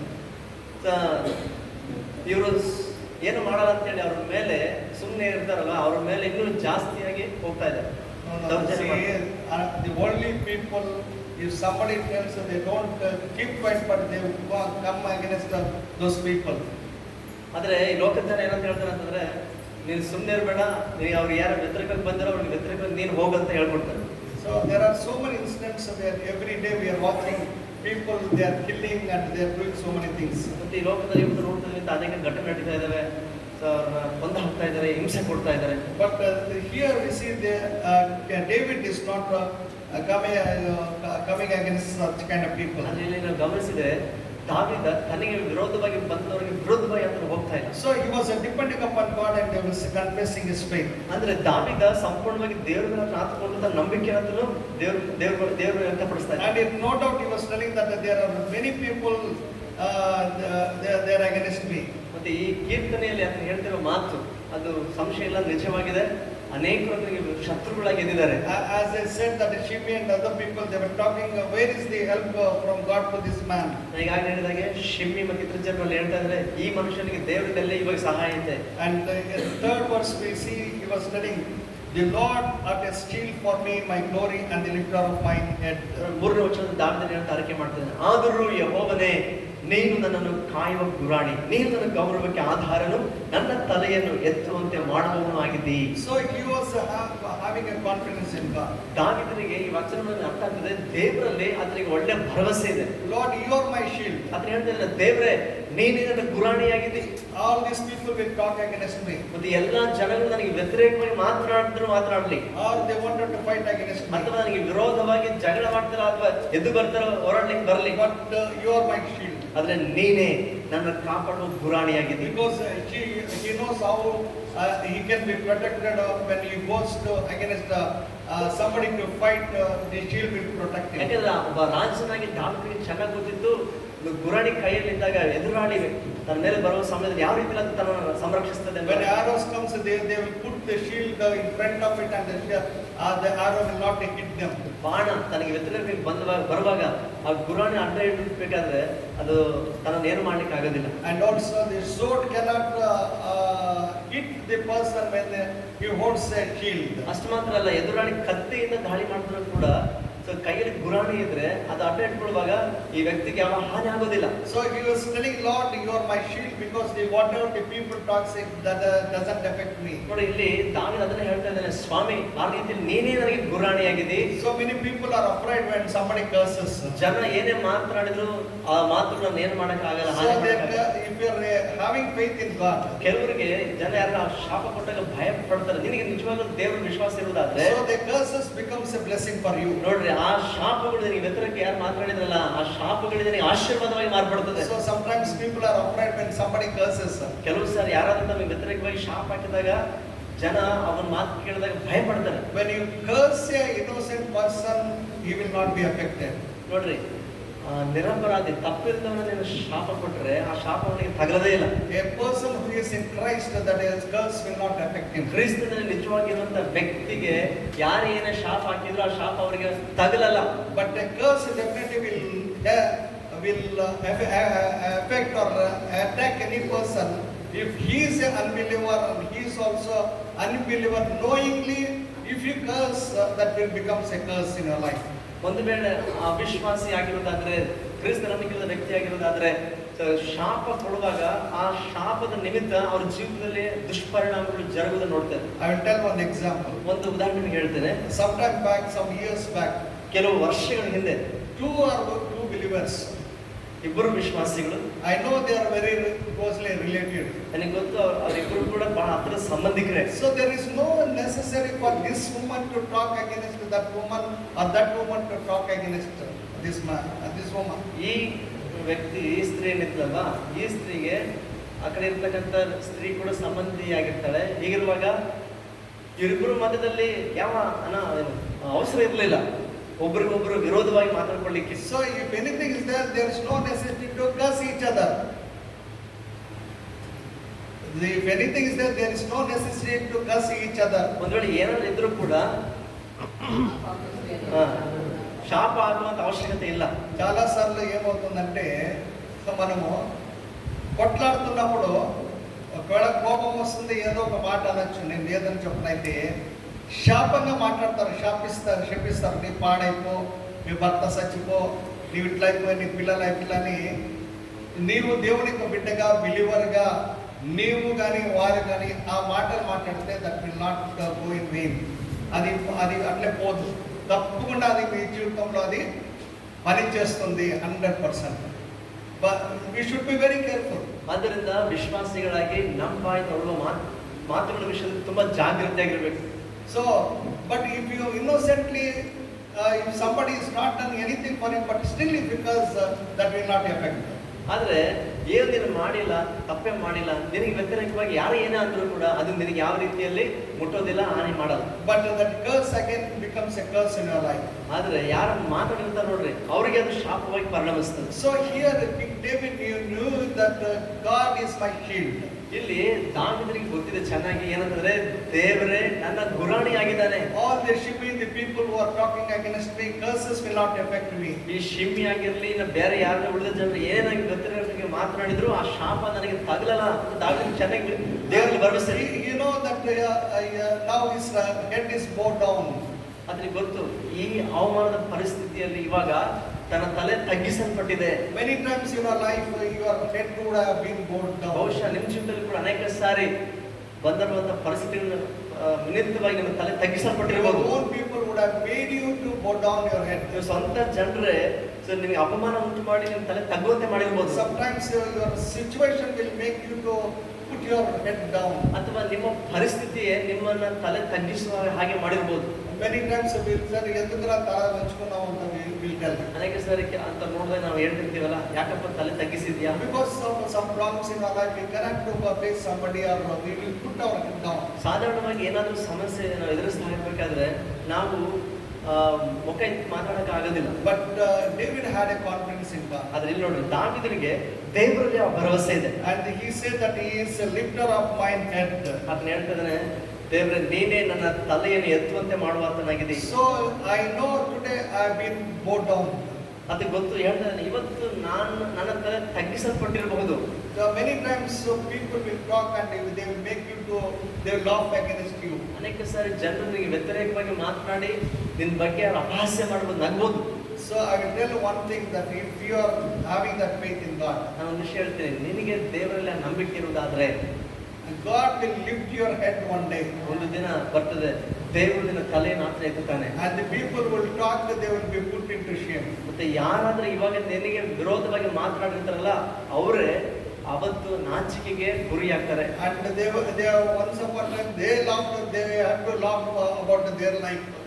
ಒಂದು ಸಾರಿ ನಿನ್ನ ನೋಡಿ ನಕ್ಕಿದ್ರಲ್ಲ, ಇವಾಗ ಅವ್ರ ಜೀವನ ನೋಡ್ಕೊಂಡು ಅವರೇ ತಮ್ಮನ್ನು ತಾವು ನಾಚಿಕೆ ಪಡ್ಬೇಕು ಅಥವಾ ನಗಬೇಕಾಗುತ್ತೆ. Not only laughing, they have to cry. ಬರೇ ನಗೋದಲ್ಲ, ಅಳಬೇಕಾಗುತ್ತೆ ಕೂಡ. So the king David knew that my God is with me, I don't fear. ನೋಡ್ರಿ, ಇಲ್ಲಿ ದಾವೀದನು ಹೇಳ್ತಾ ಇದ್ದಾನೆ ಏನಂತಂದ್ರೆ, ನನ್ನ ದೇವರು ನನ್ನ ಸಂಗಡ ಇದ್ದಾನೆ, ನಾನು ಭಯಪಡುವುದಿಲ್ಲ. And also he says, I cried unto the Lord with my voice, and he heard me out of his holy hill. I laid me down and slept. I awakened, for the Lord has sustained me. ನಾನು ಯೆಹೋವನಿಗೆ ಮೊರೆಯಿಡುವಾಗ ಆತನು ತನ್ನ ಪರಿಶುದ್ಧ ಪರ್ವತದಿಂದ ಸದುತ್ತರವನ್ನು ಅನುಗ್ರಹಿಸುತ್ತಾನೆ. ಯೆಹೋವನು ನನ್ನನ್ನು ಕಾಪಾಡುವವನಾದ್ದರಿಂದ ನಾನು ಮಲಗಿಕೊಂಡು ನಿದ್ದೆ ಮಾಡಿ ಸುಖವಾಗಿ ಎಚ್ಚರಗೊಂಡೆನು. So David had a confidence in God. ನೋಡ್ರಿ, ದಾವೀದನಿಗೆ ದೇವರಲ್ಲಿ ನಂಬಿಕೆ ಇದೆ. That's why he says that I will sleep nicely. ಅದಕ್ಕೆ ಅದನ್ನು ಹೇಳ್ತಾನೆ, ಏನಂತ ಹೇಳ್ತಾನೆ, ನಾನು ತುಂಬಾ ಚೆನ್ನಾಗಿ ನಿದ್ರೆ ಮಾಡ್ತೇನೆ. Because I don't have any fear. ಯಾಕಂದ್ರೆ ನನಗೆ ಯಾವ ಭಯ ಇಲ್ಲ. Because he knew that my God will give back what I lost. ಯಾಕಂದ್ರೆ ನನಗೆ ಚೆನ್ನಾಗಿ ಗೊತ್ತಿತ್ತು, ಇವತ್ತು ನಾನು ಏನು ಕಳೆದುಕೊಂಡಿದ್ದೀನೋ ನನ್ನ ದೇವರು ನನಗೆ ತಿರುಗಿ ಮತ್ತೆ ಕೊಡ್ತಾನೆ. No doubt the problems will make you not to come, not to sleep. ಸಂಶಯ ಇಲ್ಲ, ಅಂತ ಪರಿಸ್ಥಿತಿ ಇರಬೇಕಾದ್ರೆ ಮನುಷ್ಯನಿಗೆ ನಿದ್ದೆ ಬರಲ್ಲ. Sometimes there are the problems where definitely you will see that you are a loser. You will think. ಕೆಲವು ಸಾರಿ ಪರಿಸ್ಥಿತಿ ಹೇಗಿರ್ತದೆ, ಹೆಂಗೆ ಅನಿಸ್ತದೆ ಅಂತಂದ್ರೆ, ಆಯ್ತು ನಾನು ಸೋತೋಗ್ಬಿಟ್ಟಿನಿ, ನನ್ನ ಕೈಲಿ ಇನ್ನು ಎದುರಿಸಕ್ಕಾಗಲ್ಲ. So there are so many incidents in my life. ನನ್ನ ಜೀವನದಲ್ಲಿ ಕೂಡ ಅನೇಕ ಪರಿಸ್ಥಿತಿಗಳನ್ನ ಹಾದು ಬಂದೆ. But many times I had such a that kind of this one. But one thing I know, Lord, you know everything. Whatever you will do it in a wonderful way. ಅಂತ ಪರಿಸ್ಥಿತಿ ನಾನು ದೇವ್ರಿಗೆ ಒಂದೇ ಹೇಳಿದ್ದೇನೆ ಅಂತಂದ್ರೆ, ದೇವ್ರೆ ನೀನೆಲ್ಲ ಬಲ್ಲವನಾಗಿದ್ದಿ, ನೀನು ಏನು ಮಾಡ್ಬೇಕು ಅಂದ್ಕೊಂಡಿದ್ದ ಸ್ವಾಮಿ, ಆ ಪ್ರಕಾರ ಮಾಡು, ನೀನು ನನಗೆ ಸಹಾಯ ಮಾಡು, ದೇವ್ರಲ್ಲಿ ಹಾಕ್ಕೊಂಡಿದ್ದೆ. Like that, when I sleep, I will happily sleep. ಆ ರೀತಿಯಲ್ಲಿ ಅಂದ್ಕೊಂಡು ಮನಸ್ಸಲ್ಲಿ ದೇವರ ಮೇಲೆ ಹಾಕ್ಕೊಂಡಾಗ ಅವತ್ತು ಸುಖವಾಗಿ ಚೆನ್ನಾಗಿ ನಿದ್ರೆ ಮಾಡಿದ್ದೇನೆ. So that is the way we have to experience in our life. ನಾವು ನಮ್ಮ ಜೀವನದಲ್ಲಿ ಆ ರೀತಿಯಲ್ಲೇ ಈ ಒಂದು ಅನುಭವದಲ್ಲಿ ನಾವು ಹೋಗ್ಬೇಕು. That's why the Bible, Jesus said one beautiful thing. ಅದಕ್ಕೆ ಬೈಬಲ್ ಯೇಸು ಸ್ವಾಮಿ ಒಂದು ಅದ್ಭುತವಾದ ಒಂದು ವಿಷಯವನ್ನು ಹೇಳ್ತಾನೆ. Many times I wonder when I think about it. ಈ ವಿಷಯದ ಬಗ್ಗೆ ಆಲೋಚನೆ ಮಾಡಿದಾಗ ನಾನು ಅನೇಕ ಸಾರಿ ಆಶ್ಚರ್ಯ ಪಡ್ತಿರ್ತೇನೆ. By worrying, you cannot make your gray hair into black hair. ನೀನು ಚಿಂತೆ ಮಾಡೋದ್ರಿಂದ ನಿನ್ನ ತಲೆ ಕೂದಲನ್ನ ಬೆಳೆ ಕೂದಲನ್ನು ಕಪ್ಪಗೆ ಮಾಡ್ಲಾರಿ. And also I cannot increase your height. ಅಥವಾ ನಿನ್ನ ಉದ್ದವನ್ನು ಇನ್ನು ಸ್ವಲ್ಪ ಎತ್ತರ ಮಾಡ್ಕೊಳ್ಳೋಕ್ಕೂ ಆಗೋದಿಲ್ಲ. When I was very young age, I was losing my hairs. I was thinking I was becoming bald.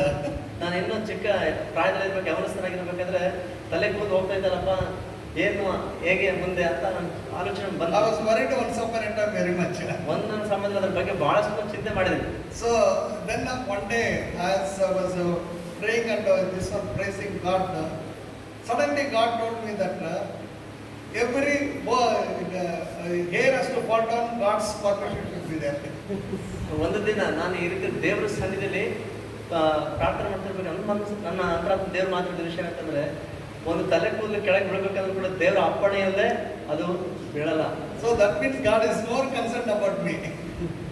ಅಂದ್ರೆ ನನ್ನ ಕುರಿತು ಇನ್ನೂ ಹೆಚ್ಚಾಗಿ ದೇವರು ಶ್ರದ್ಧೆ ಉಳ್ಳವನಾಗಿದ್ದಾನೆ. So I thought, oh Lord, I thank you because you are so concerned about me. ನಾನು ಅವಾಗ ಈ ಆಲೋಚನೆ ಬಂದಾಗ ನಾನು ದೇವರಿಗೆ ಸ್ತೋತ್ರ ಹೇಳಿದೆ, ದೇವರೇ ನನ್ನ ಬಗ್ಗೆ ಇಷ್ಟು ನೀನು ಶ್ರದ್ಧೆ ಉಳ್ಳವನಾಗಿದೆ, ಹೆಚ್ಚಾಗಿ ಅದಕ್ಕಾಗಿ ಸ್ತೋತ್ರ ಅಂತ ಹೇಳಿದೆ. ಯಾಕಂತ ಹೇಳ್ತೇನೆ, ನೀನು ಹೋಗ್ತಾ ಬರ್ತಾ ಇರುವಾಗ ದೇವರು ಕಾಪಾಡುವಂತ ದೇವರು ನಿನ್ನ ದೇವರು.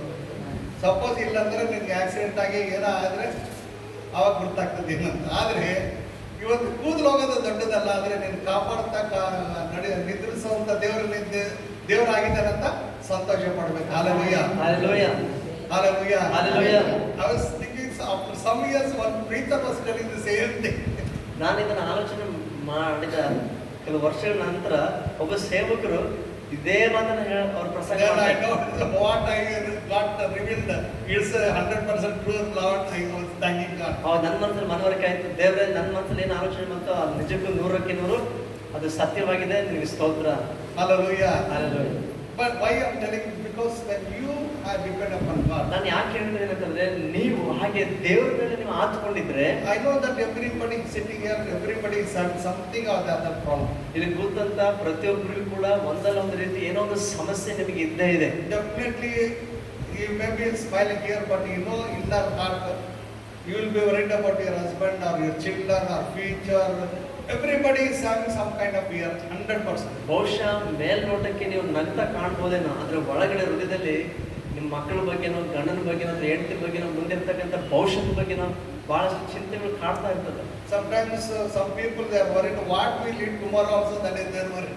ಕೆಲವರಿಗೆ ಈ ಒಂದು ಚಿಂತೆ, ನಾಳೆ ಏನಪ್ಪ ಊಟ ಮಾಡೋದು ಅಂತ. Because some people they don't have non-veg, they can't eat.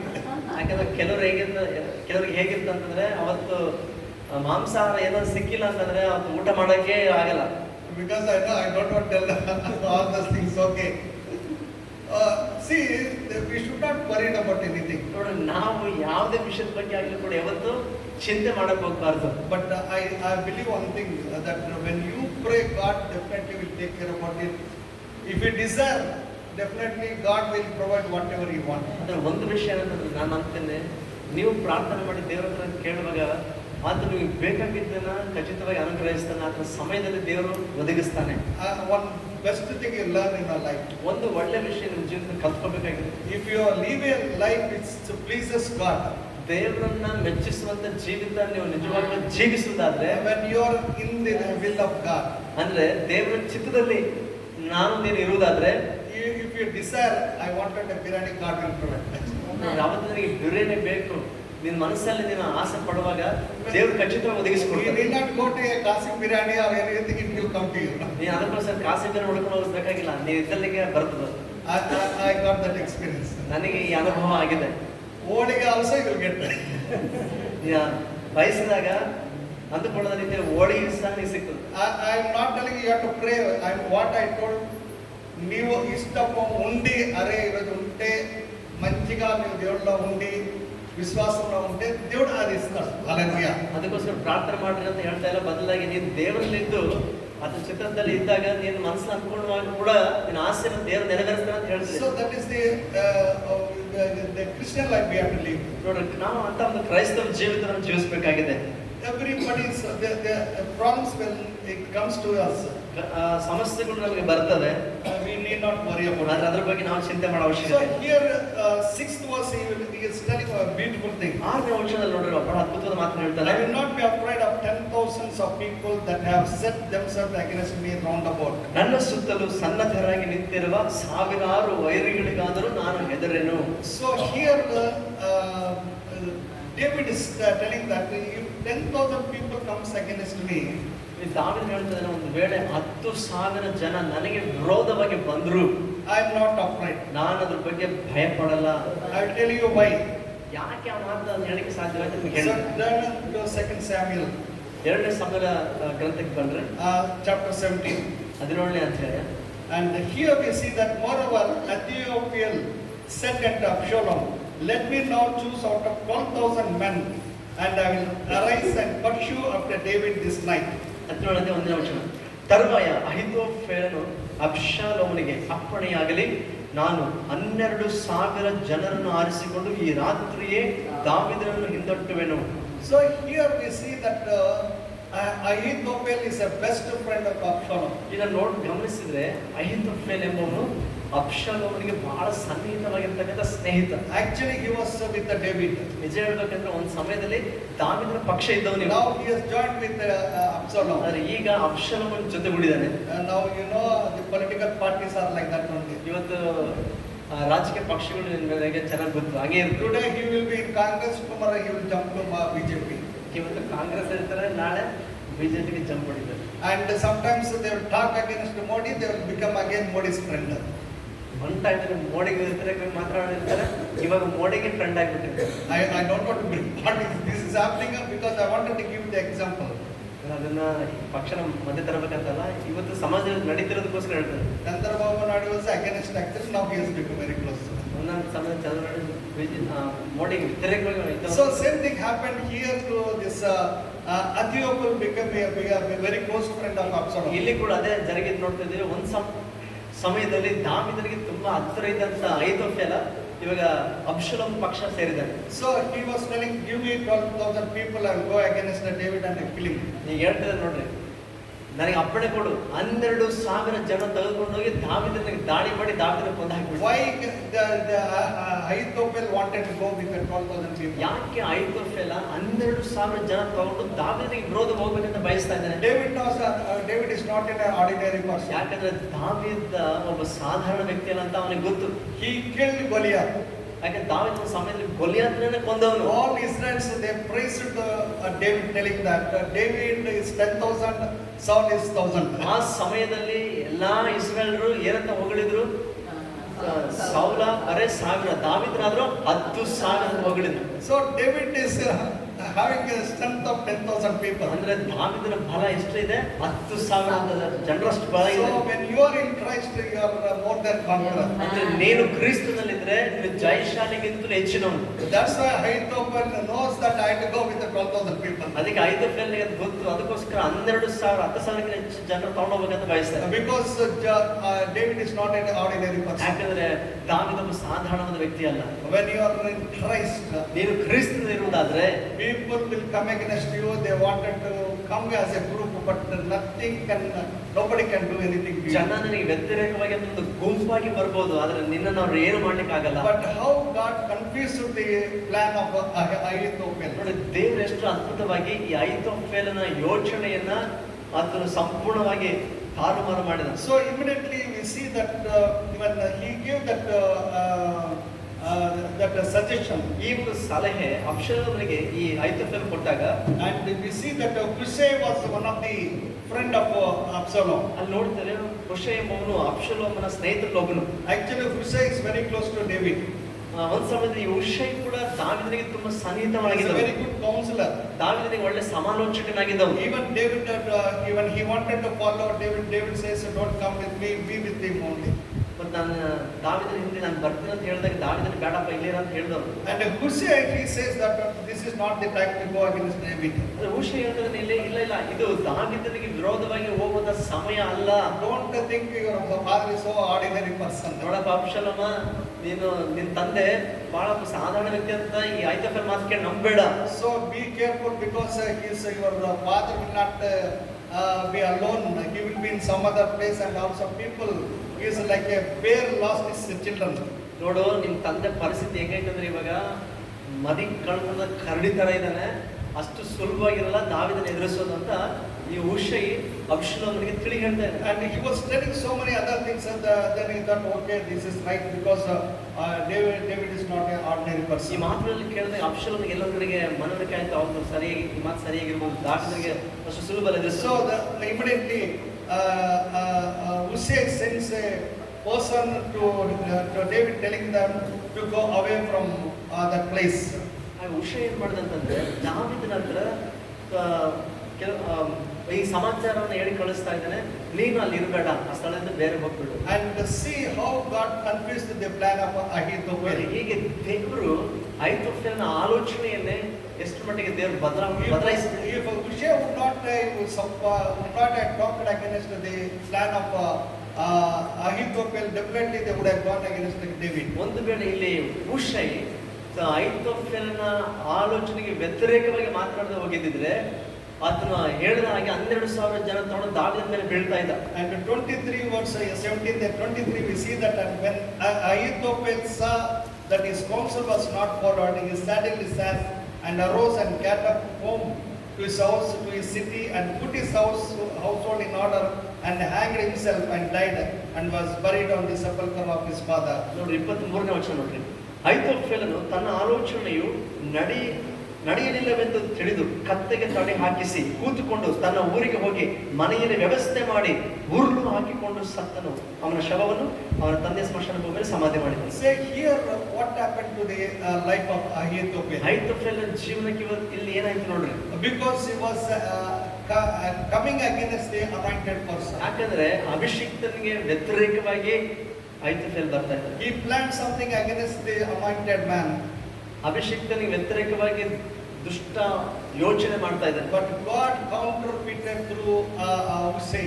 ಆದ್ರೆ ದೇವರು ಹುಷೈ ಮೂಲಕ ಆ ಆಲೋಚನೆಯನ್ನ ದೇವರು ಎದುರಿಸಿದ. When he came to know his plan is not fulfilled, he went and hanged himself and died. ನೋಡಿದ ಅಹಿತೋಫೆಲ ತನ್ನ ಆಲೋಚನೆ ಈಡೇರಲಿಲ್ಲ, ತನ್ನ ಅನ್ಕೊಂಡಂಗೆ ಆಗಿಲ್ಲ ಅಂತ ತಿಳ್ಕೊಂಡು ಮನೆಗೆ ಹೋಗ್ಬಿಟ್ಟು ಉರುಳಕೊಂಡು ಸಾಯ್ತಾ ಇದ್ದಾನೆ. So my dear brothers and sisters, ನನ್ನ ಪ್ರಿಯ ಸಹೋದರ ಸಹೋದರಿ, the people who wanted to plan against you, ಯಾರಾದ್ರೆ ನಿನಗೆ ವ್ಯತಿರೇಕವಾಗಿ ಯೋಚನೆ ಮಾಡ್ತಾರೋ, and definitely God will confuse them, they themselves will fall into that pit. ಖಚಿತವಾಗಿ ದೇವರು ಅವರ ಆಲೋಚನೆ ತಾರುಮಾರು ಮಾಡ್ತಾರೆ, ತೋಡಿದ ಕುಣಿನ ಅವರೇ ಬೀಳುವಂತೆ ಮಾಡ್ತಾರೆ. So that is the what he called, that is the confidence of David in God. ದಾವೀದನಿಗೆ ದೇವರಲ್ಲಿ ಇದ್ದಂತ ನಂಬಿಕೆ ಅದು.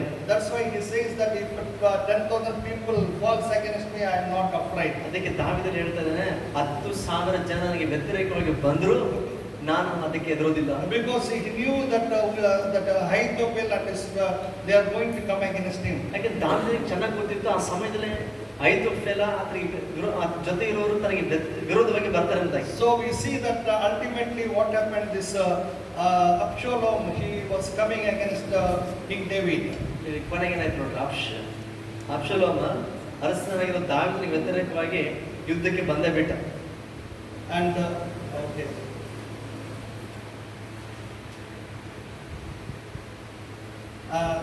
18th and 8th verse. 2ನೇ ಸಮುವೇಲ 18ನೇ ಅಧ್ಯಾಯ 7ನೇ ವಚನ. 8ನೇ ವಚನ. For the battle was there scattered over the face of all the country, and the wood devoured more people that day than the sword devoured. ಯುದ್ಧವು ಸುತ್ತಣ ಪ್ರದೇಶಗಳಲ್ಲಿ ಹಬ್ಬಿಕೊಂಡಿತು. ಆ ದಿವಸ ಕತ್ತಿಗಿಂತ ಕಾಡೆ ಹೆಚ್ಚಿನ ಸಂಹಾರಕ್ಕೆ ಕಾರಣವಾಯಿತು. So this Absalom and his people, they came into the wilderness, that is in the forest, in order to attack David, but they have been put into problem in that forest. They themselves were killed. ದಾವೀದ ಅರಣ್ಯದಲ್ಲಿ ಅಂತ ತಿಳ್ಕೊಂಡು ಅಬ್ಷಲೋಮ ದಾವೀದ ಮೇಲೆ ಎರಗಿ ಬಂದಾಗ ಏನಾಯ್ತಂದ್ರೆ ಅಲ್ಲಿ ದೊಡ್ಡ ಗಲಿಬಿಲಿ ಉಂಟಾಯ್ತು. ಆ ಸಮಯದಲ್ಲಿ ಅಡವಿಯಲ್ಲಿ ಅವ್ರ ಮಧ್ಯದಲ್ಲೇ ಗಲಿಬಿಲಿ ಉಂಟಾಗಿ ಅವರು ಹೊಡ್ಕೊಂಡು ಸಾಯ್ತಾ ಇದ್ದಾರೆ. And the 9th verse, and Absalom met the servants of David, and Absalom rode upon a mule, and the mule went under the thick boughs of the great oak, and his head got hold of the oak, and he was taken up between the heaven and the earth, and the mule was under, he went away. Okay. ಅಬ್ಷಲೋಮನು ದಾವೀದನ ಸೇವಕರಿಗೆ ಸಿಕ್ಕಿದನು. ಹೇಗೆಂದರೆ ಅವನು ಹತ್ತಿದ ಹೆಸರ ಕತ್ತೆಯು ಒಂದು ದೊಡ್ಡ ಏಲಾ ಮರದ ಕೆಳಗೆ ಹಾದು ಹೋಗುವಾಗ ಅವನ ತಲೆಯು ನಿಬಿಡವಾದ ಅಂದರೆ ನಿಬಿಡವಾದ ಅದರ ಕೊಂಬೆಗಳಲ್ಲಿ ಸಿಕ್ಕಿಕೊಂಡಿತು. ಹೆಸರ ಕತ್ತೆಯು ಅವನ ಕೆಳಗಿಂದ ಓಡಿ ಹೋಯಿತು. So you know that Absalom had a very big long hairs. ಇಲ್ಲಿ ನಾವು ಗಮನಿಸ್ತೇವೆ ಅಬ್ಷಲೋಮ್ ಹೇಗಿತ್ತಂದ್ರೆ ತನ್ನ ತಲೆ ಕೂದಲು ಬಹಳ ಉದ್ದಕ್ಕಿದ್ದು. The Bible says he was a very beautiful person. ಅಷ್ಟೊಂದು ದೇವರಿಗೆ ಹೇಳುತ್ತೆ ಅಬ್ಷಲೋಮ ನೋಡ್ಲಿಕ್ಕೆ ತುಂಬಾ ಸುಂದರನು ಕೂಡ. And he had a curly hairs, it seems. ಬಹುಶಃ ಆತನಿಗೆ ಗುಂಗುರು ಕೂದಲು ಸಹ ಇರ್ಬೇಕಂತ. So he has a very long hairs. ಒಂದು ಉದ್ದವಾದ ಕೂದಲಿದೆ ಆತನಿಗೆ. But as he went under the on the mule, that is on the donkey, it went under one branch where some branches were hanging. Suddenly he was caught hold of his hairs, that branches. ಈಗ ಏನಾಯ್ತಂತಂದ್ರೆ ಅಬ್ಷಲೋಮ್ ಹತ್ತಿದಂತ ಹೆಸರು ಕತ್ತೆ ಹೋಗ್ತಿರ್ಬೇಕಾದ್ರೆ ಅಲ್ಲಿ ಒಂದು ಕೊಂಬೆ, ಮರದ ಕೊಂಬೆಗೆ ಅದು ನಿಬಿಡವಾಗಿದೆ, ಕೆಳಗಿದೆ, ಸ್ವಲ್ಪ ಹೋಗ್ತಾ ಇರ್ಬೇಕಾದ್ರೆ ಕೂದಲ ಅದು ಕೊಂಬೆಗೆ ಸಿಕ್ಕಾಕೊಂಡ್ಬಿಟ್ಟು. So he was caught hold of by the branches, and the donkey went under him, and he was hanging between heaven and earth.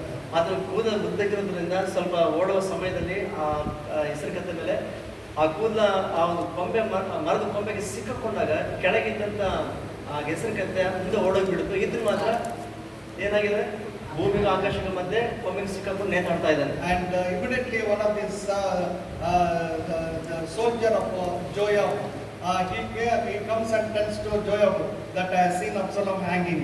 ಅವಾಗ ಏನಾಯ್ತು, ಅಬ್ಷಲೋಮನ ಸೇನಾಧಿಪತಿ ಯೋವಾಬನ ಹತ್ರ ಇದ್ದಂತ ಸೈನಿಕ ಇದನ್ನು ನೋಡ್ಬಿಟ್ಟು ಬಂದು ಹೇಳ್ತಾನೆ ಯೋವಾಬನಿಗೆ, ನೋಡು ಅಬ್ಷಲೋಮ ಅಲ್ಲಿ ನೇತಾಡ್ತಾ ಇದ್ದಾನೆ. But Joab is a very good mighty captain of David.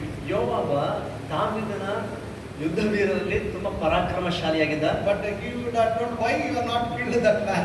ಅವಾಗ ಯೋಬ ಹೇಳ್ತಾನೆ ಸೈನಿಕನಿಗೆ, ನೀನು ನೋಡಿ ಎದಕ್ಕೆ ಸುಮ್ಮನೆ ಬಂದೆ, ಅವನ ಕೊಂದು ಹಾಕಬಾರ್ದಾಗಿತ್ತ. But immediately he says, your father commanded not to touch your son. ಅವಾಗ ಆತ ನೆನಪು ಮಾಡ್ತಾ ಇದ್ದಾನೆ ಯೋಬನಿಗೆ, ನೋಡು ಅದನ್ನ ತಂದ್ರೆ ಅಬ್ಷಲೋಮನ ತಂದೆ ದಾವೀದ ಹೇಳಿದನಲ್ಲ, ನನ್ನ ಮಗನ ಯಾರು ಮುಟ್ಬೇಡ್ದು ಅಂತೇಳಿ. But Joab went and he kills Absalom. ಅಂದ್ರೆ ಯೋವಾಬ ಆ ಮಾತನ್ನ ಲೆಕ್ಕ ಮಾಡಲ್ಲ, ಮುಂದೆ ಹೋಗಿ ಅಬ್ಷಲೋಮನ ಕೊಂದಾಕ್ಬಿಡ್ತಾನೆ. But afterwards there is another story, I don't want to go into it, but ultimately God gave victory to David. So ಕೊನೆಗೆ ಏನಾಯ್ತು, ದಾವೀದನಿಗೆ ವ್ಯತಿರೇಕವಾಗಿದ್ದಂತ ಶತ್ರು ಸತ್ತು ಹೋದ. ದೇವರು ದಾವೀದನಿಗೆ ಆ ವಿಷಯದಲ್ಲಿ ಜಯವನ್ನು So ಕೊಟ್ಟ. that is the confidence what he had in God. ದಾವೀದನಿಗೆ ಪರಿಸ್ಥಿತಿ ಎದುರಾಗುವಾಗ ದೇವರಲ್ಲಿ ಅಂತ ಒಂದು ನಂಬಿಕೆ, ಭರವಸೆ So ದಾವೀದನಿಗೆ. he was so confident in God that my God will take care about me. ನನ್ನ ದೇವರು ನನ್ನ ಎಲ್ಲ ವಿಷಯದ ಆತನ ನೋಡಿಕೊಳ್ತಾನೆ ಅನ್ನೋ ಭರವಸೆ ದೇವರಲ್ಲಿ ದಾವೀದನಿಗೆ. So that's the reason that he says that arise, O Lord, save me, my God, thou hast smitten all my enemies upon the cheek of bone, thou hast broken the teeth of the ungodly. Salvation belongs unto the Lord, the blessing is upon the people. ಮೂರನೇ ಕೀರ್ತನೆಯಲ್ಲಿ ದಾವೀದನ ಮುಂದೆ ಅದನ್ನ ದೇವರು ಅರಿಕೆ ಮಾಡಿ ಹೇಳ್ತಾನೆ, ಕರ್ತನೇ ಯೆಹೋವನೇ ನನ್ನ ದೇವರೇ, ನನ್ನೆಲ್ಲ ಶತ್ರುಗಳ ದವಡೆ ಮೇಲೆ ಬಡಿದು ಅವರ ಹಲ್ಲುಗಳನ್ನು ಉದುರಿಸಿ ಬಿಟ್ಟವನೇ, ಎದ್ದು ಬಂದು ನನ್ನನ್ನು ರಕ್ಷಿಸು. ರಕ್ಷಣೆಯು ಯೆಹೋವನಿಂದಲೇ ಉಂಟಾಗುವುದು. ಯೆಹೋವನೇ, ನಿನ್ನ ಆಶೀರ್ವಾದವು ನಿನ್ನ ಪ್ರಜೆಯ ಮೇಲೆ ಇರಲಿ. So he was confessing, he knows that God has given me victory. ದೇವರು ನನಗೆ ಜಯವನ್ನು ಕೊಡುವಂತನಾಗಿದ್ದಾನೆ ಎಂಬುದಾಗಿ ಅದನ್ನು ಮುಂಚಿತವಾಗಿ ಅರಿಕೆ ಮಾಡ್ತಾ ಇದ್ದಾನೆ. So he was telling, Lord, he was beaten my enemies in their cheek and made their what you call teeth to come out. ಅದನ್ನ ಹೇಳ್ತಾನೆ, ದೇವರೇ ನೀವು ನನ್ನ ಎಲ್ಲ ಶತ್ರುಗಳ ದವಡೆ ಮೇಲೆ ಬಡಿದು ಅವರ ಹಲ್ಲುಗಳನ್ನು ಉದುರಿಸಿ ಬಿಟ್ಟವನಾಗಿದೆ. So many times we tell to somebody, ಕೆಲವು ಸಾರಿ ನಾವು ಕೆಲವರಿಗೆ ಕೋಪ ಬಂದಾಗ in ಹೇಳ್ತೀವಿ, anger ಕೊಡ್ತೇನೆ ಪಂಡು ಉದುರ್ತಾರ ಬರ್ತಾ ಇಲ್ಲ ಅಂತ. ಹೊಡೆದ್ರೆ ನೋಡ್ ಮತ್ತೆ ಹಲ್ಲುಗಳೆಲ್ಲ ಉದುರಿ ಬೀಳ್ತಾವ ಅಂತ ಹೇಳ್ತಾರೆ. ನೀನು ಚಪ್ಪಕಾಯಿ ಕೊಡ್ತಾವ, that is normal we tell. ಕಪಾಳ ಕೊಡದೆ ನೋಡ ಅಂತ ಹಿಂಗೆ ಸಾಧಾರಣವಾಗಿ ನಾವು ಕೋಪದಲ್ಲಿ ಹೇಳ್ತಿರ್ತೀವಿ. So David is also telling to the Lord, I know that he will, when you beat the cheek, that will happen like that. ದಾವೀದ ನೋಡಿ ದೇವ್ರನ್ನ ಅದನ್ನ ಹೇಳ್ತಾನೆ, ಸ್ವಾಮಿ ನೀನೇನಾದ್ರೂ ಕೈ ಮಾಡಿದ್ರೆ ಅದೇ ಪರಿಣಾಮ ಆಗುತ್ತೆ. So my dear brothers and sisters, ನನ್ನ ಪ್ರಿಯ ಸಹೋದರರು, so he was giving all the glory to God. ಎಲ್ಲ ಮಹಿಮೆಯನ್ನು ದಾವೀದನು ದೇವರಿಗೆ ಸಲ್ಲಿಸ್ತಾ ಇದ್ದಾನೆ. Because he knows that victory belongs to the Lord. ಯಾಕಂದ್ರೆ ದಾವೀದನಿಗೆ ಚೆನ್ನಾಗಿ ಗೊತ್ತಿತ್ತು, ಜಯ ಅದು ದೇವರಿಂದಲೇ ಸಿಗ್ತದೆ. So that is the confidence he had. ಆ ಒಂದು ಭರವಸೆ ದಾವೀದನಿಗೆ ದೇವರಲ್ಲಿ ಇತ್ತು. Hallelujah. Hallelujah. So that is the faith we should have. ಅಂತ ನಂಬಿಕೆ ಇವತ್ತು ನಾವು ಕೂಡ ನಮ್ಮಲ್ಲಿ ಹೊಂದಿಕೊಂಡಿರ್ಬೇಕು. So we have to tell in our life, ನಾವು ನಮ್ಮ ಜೀವಿತದಲ್ಲಿ ಹೇಳ್ಬೇಕು, Lord, when you have the problem, ಏನಂತ ಹೇಳ್ರಿ, ಸಮಸ್ಯೆ ಇರುವಾಗ ದೇವರೇ, Lord, the battle belongs to you. ಹೇಳ್ರಿ, ಏನಂತ ಹೇಳ್ಬೇಕು ದೇವರಿಗೆ? ಯುದ್ಧವು ನಿನ್ನದೇ ಸ್ವಾಮಿ. Lord, the victory belongs to you. ಮತ್ತೆ ಜಯವು ಕೂಡ ನಿನ್ನಿಂದಲೇ ನನಗೆ ಸಿಗ್ತದೆ. Lord, the help belongs to you. ಮತ್ತೆ ಸಹಾಯ ನಿನ್ನಿಂದಲೇ ನನಗೆ ಸಿಗ್ತದೆ. Yeah, Lord, you are the what you call health giver. ಮತ್ತೆ ನೀನೇ ನನಗೆ ಆರೋಗ್ಯ ಕೊಡುವಂತನು. We have to confess like that. ಆ ರೀತಿಯಲ್ಲಿ ನಮ್ಮ ಪರಿಸ್ಥಿತಿಯಲ್ಲಿ ಇರಬೇಕಾದ್ರೆ ನಾವು ಈ ರೀತಿಯಲ್ಲಿ ಮಾತನಾಡಬೇಕು. Lord, you are my deliverer. ದೇವರೇ ನೀನೇ ನನ್ನ ವಿಮೋಚಕನು. So when you tell like that, God will give us victory. ನೀನು ಆ ರೀತಿಯಲ್ಲಿ ಹೇಳಿದ್ರೆ, ಅರಿಕೆ ಮಾಡಿದ್ರೆ ಖಚಿತವಾಗಿ ದೇವರು ನಿನಗೆ ಜಯ ಕೊಡ್ತಾನೆ. So my dear brothers and sisters, ನನ್ನ ಪ್ರಿಯ ಸಹೋದರ ಸಹೋದರಿ, henceforth when you are having problem, ಇನ್ನು ಮುಂದೆ ಈಗಿನಿಂದ ನಿನ್ನ ಜೀವನದಲ್ಲಿ ಏನಾದರೂ ಸಮಸ್ಯೆ ಎದುರಿಸುವುದಾದ್ರೆ let us confidently tell that Lord, you are with me, you are going to give me the victory. ಭರವಸೆಯಿಂದ ಹೇಳು, ಸ್ವಾಮಿ ನೀನು ನನ್ನ ಸಂಗಡ ಇದ್ದಿ, ನೀನು ನನಗೆ ಜಯವನ್ನು ಕೊಡ್ತಿ. And Lord, I praise you and worship you. ದೇವರದಕ್ಕಾಗಿ ನಿನಗೆ ಸ್ತೋತ್ರ ಸಲ್ಲಿಸ್ತೇನೆ, ಆರಾಧಿಸ್ತೇನೆ. When you tell like that, God will deliver you and He will give you victory in your ನೀನು life. ಹಾಗೆ ಹೇಳುವುದಾದ್ರೆ ಖಚಿತವಾಗಿ ದೇವರು ನಿನ್ನ ಕೂಡ ಇದ್ದು ನಿನಗೆ ಆತನೇ ಜಯವನ್ನು ಕೊಡ್ತಾನೆ. Hallelujah. Hallelujah. May God bless this words. ಈ ವಚನಗಳ ಮೂಲಕ ದೇವರು ನಮ್ಮನ್ನು ಆಶೀರ್ವದಿಸಲಿ. Let's close our eyes and look unto the Lord. ಕ್ರಿಸ್ತನ ಕಡೆಯ ಮುಂಚೆ ಕರ್ತನ ಕಡೆಗೆ ನೋಡೋಣ. Before closing, let us once again commit ourselves to God. ನಾವು ಮುಕ್ತಾಯ ಮಾಡೋಕ್ಕಿಂತ ಮುಂಚೆ ಮತ್ತೊಂದು ಸಾರಿ ನಮ್ಮನ್ನ ದೇವರಿಗೆ ನಾವು ಸಮರ್ಪಿಸೋಣ. I know every one of us are having some or the other problem, ನಮ್ಮಲ್ಲಿ ಯಾರು ಪ್ರತಿಯೊಬ್ಬರಿಗೆ ಏನೋ ಒಂದು ರೀತಿ ಸಮಸ್ಯೆ ಇದೆ ನನಗೆ ಗೊತ್ತಿದೆ. or some kind of tension in our life. ಅಥವಾ ಯಾವುದೇ ರೀತಿಯ ಒಂದು ಆಂದೋಲನ ಮನಸ್ಸಲ್ಲಿ. We know that nobody can solve our ನಮಗೆ problem. ಗೊತ್ತು, ನಮಗೆ ಬಂದಿರೋ ಸಮಸ್ಯೆ ಯಾರು ಕೂಡ We ಬಗೆಹರಿಸಕ್ಕಾಗಲ್ಲ. don't have any help. ನಮಗೆ ಯಾವುದೇ ರೀತಿಯ ಸಹಾಯ ಇಲ್ಲ. Definitely there is nobody can help us or guide us or give us anything.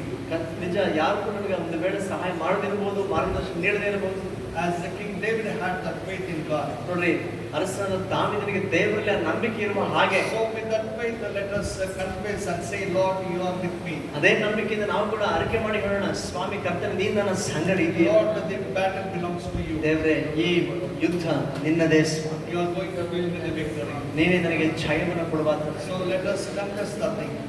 ನಾವು ಇದನ್ನ ಸಮಯದಲ್ಲಿ ಅರಿಕೆ ಮಾಡೋಣ. God ದೇವರು is going to answer our praise. ದೇವರು ನಮ್ಮ ಪ್ರಾರ್ಥನೆಗೆ ಆತರ ಉತ್ತರಿಸುವಂತನಾಗಿ, God is going to deliver us. ದೇವರು ಆತನನ್ನು ವಿಮೋಚಿಸುವಂತನಾಗಿ, God is going to do one mighty things in our life. ದೇವರ ಜೀವಿತದಲ್ಲಿ ಪರಾಕ್ರಮ ಕಾರ್ಯಗಳನ್ನು ಮಾಡುವಂತನಾಗಿದ್ದಾನೆ. Thank you, Jesus. ವಂದನೆ ಯೇಸುವೇ. Thank you, Master. ಸ್ತೋತ್ರಪ್ಪ. Gracious and loving Father, ಪ್ರೀತಿಯ ಕೃಪೆಭರಿತ ನಮ್ಮ ಪರಲೋಕದ we ತಂದೆ, thank you, praise you for speaking to us tonight, O God. ರಾತ್ರಿ ವೇಳೆ ನಮ್ಮೊಟ್ಟಿಗೆ ಮಾತನಾಡೋದಕ್ಕಾಗಿ ಸ್ತೋತ್ರ. Lord, from the life of David, O God, ಸ್ವಾಮಿ ದಾವೀದನ ಜೀವಿತದಿಂದ that Psalm 3, you have taught us so many things, ಆ O God. ಮೂರನೇ ಕೀರ್ತನೆ ಮೂಲಕ ಅನೇಕ ವಿಷಯಗಳನ್ನು ನಮಗೆ ಕಲಿಸಿದ್ದೀರಿ. What confidence David had in you, O God. ಅವನ ಎಂತ ಒಂದು ನಂಬಿಕೆ ದಾವೀದನು ನಿನ್ನಲ್ಲಿ ಉಳ್ಳವನಾಗಿದ್ದಾನೆ. Because of the confidence you are given in victory. ಅವನ ಭರವಸೆ ನಿಮಿತ್ತವೇ ದಾವೀದನಿಗೆ ನೀನು ಜಯವನ್ನು In the ಕೊಟ್ಟಿದ್ದೀರಿ. similar way, O God, ಅದೇ ರೀತಿಯಲ್ಲಿ ಸ್ವಾಮಿ today we have that faith in you, O God.